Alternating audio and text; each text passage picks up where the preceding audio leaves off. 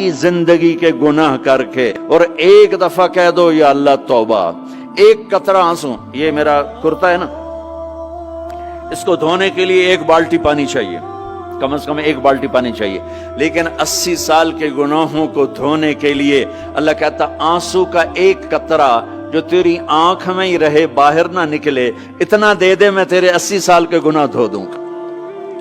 ایک آدمی کہتا ہے جی مجھے تو رونا ہی نہیں آتا، کئی لوگ ملتے ہیں کہ جی مجھے تو رونا ہی نہیں آتا، تو میں کہتا ہوں ہائے کر سکتے ہو؟ کہا جی ہائے کر سکتے۔ میں کہا یوں کہہ دے ہائے میرے اللہ مجھے معاف کر دے، تو تیری ہائے تیرے 1000 سال کے گناہ دھو دے گی، تیرے کروڑ سال کے گناہ دھو دے گی۔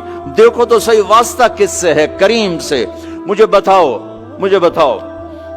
میں ڈاکٹر مبین پہ ناراض ہو جاؤں، یہ مجھے منانے آئے تو میں اس کو ویلکم کروں گا یا دروازہ نہیں کھولوں گا؟ بولو کیا کروں گا؟ ویلکم تو نہیں کروں گا نا، میں کہوں گا جاؤ دفعہ ہو جاؤ، کیا منہ اٹھا کے آ گئے ہو؟ چلو ہم تو دوست ہیں، میری ماں ناراض ہو جائے میں منانے جاؤں گا، منہ ادھر کر کے بیٹھ جائے گی، منتیں کروائے گی، پیر پکڑوائے گی، خوش آمدیں کروائے گی، پھر معاف کر۔ اور میرا اللہ کیا کہتا ہے؟ من تقرب الیہ، ساری زندگی شراب زنا میں گزار دی، دانت ٹوٹ گئے، بال سفید ہو گئے، کمر جھک گئی، اب اس کو خیال آیا توبہ کروں، لوگوں نے تانے دیے جا اب تیری توبہ، تو شرم نہیں آتی؟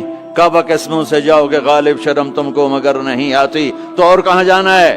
اور کہاں نہ کہیں جہاں میں اما ملی، جو اما ملی تو کہاں ملی، میرے جرم خانہ خراب تیرے عفو بندہ نواز میں کدھر جائیں؟ ایک ہی تو جگہ ہے، 900 چوہے کھا کے بلی حج کو چلی، تو حج پہ ہی تو جانا ہے، اور کہاں جانا ہے؟ کہاں جہاں معافی ملتی ہے وہاں جانا ہے۔ تم میں اتنے گناہ کریں کہ ایک ایک بال گناہوں میں جکڑا جائے، اور پھر ہم جا رہے ہیں، کہاں جا رہے ہو؟ کہ مسجد جا رہا ہوں اللہ سے صلح کرنے، تو وہ کہے گا یہ منہ اور مسور کی دال، اس عمر میں تیری توبہ، اور میرے اللہ کی خبر کیا آئی ہے؟ میرے اللہ کی خبر کیا آئی ہے؟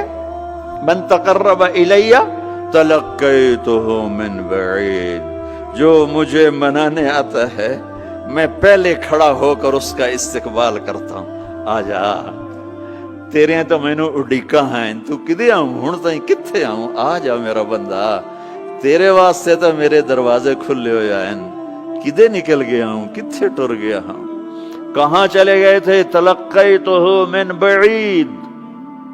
کوئی ہے بتاؤ، کوئی ہے ایسا؟ کوئی دوست، کوئی بھائی، کوئی بیٹا، کوئی ماں، کوئی بیگم، کوئی خاوند، کوئی باپ، کوئی حکمران کہ تم روٹھے کو منانے جاؤ اور کہے ویلکم، مرحبا، اور وہ جس کو کسی کی ضرورت نہیں، نبیوں کا محتاج نہیں، کسی کے سجدوں کا محتاج نہیں، فرشتوں کا محتاج نہیں، اس کو منانے جو اس کو تو ضرورت ہی کوئی نہیں ہے، پھر کیوں میرا استقبال کرتا ہے؟ ترمذی کی روایت ہے، بنی اسرائیل میں ایک نوجوان تھا کفل، روزانہ نئی لڑکی اپنے کمرے میں لاتا تھا، شراب اور لڑکی اس کی زندگی تھی۔ ایک رات ایک لڑکی کو لے کر آیا، 60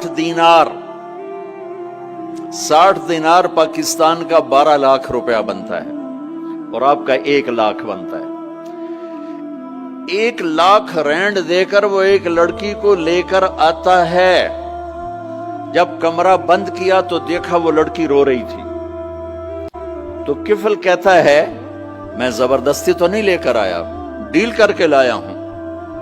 تو وہ روتے بولی کفل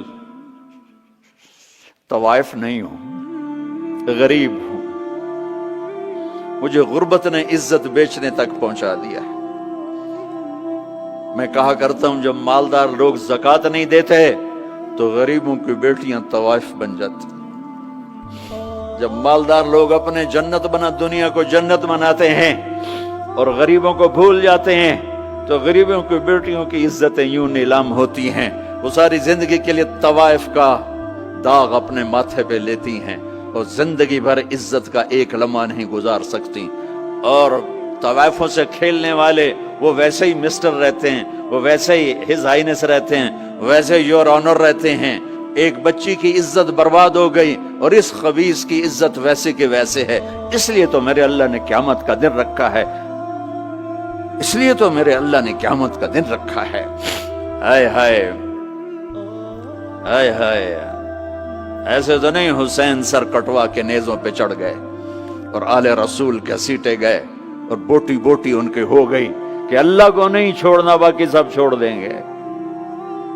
جس امت کے پاس کربلا کی تاریخ ہو وہ امت نماز چھوڑ دے، وہ امت جھوٹ بولے، شراب پی، زنا کرے۔ جلا دو اپنی تاریخ کو، جلا دو اپنی کتابوں کو، جلا دو اپنی میراث کو،